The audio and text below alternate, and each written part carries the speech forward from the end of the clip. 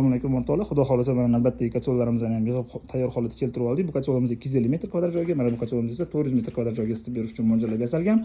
Bu kacholimizga biz yana KPD qo'shish maqsadida mijozimizning talabiga binoan dimoxod atrofida ham suv yuradigan qilganmiz. Biz raketa deb ataymiz buni.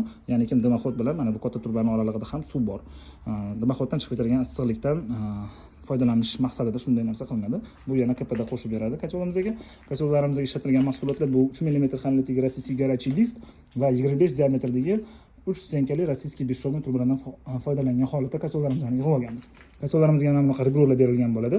Bu kacholimizning issiqlik yoki bo'lmasam bosim natijasida deformatsiya bo'lishini oldini olish uchun maqsadda shunaqa qilinadi. Ichki qism bilan birlashtirilgan holatda. Kacholarimiz to'rt taraflari ham buklangan bo'ladi.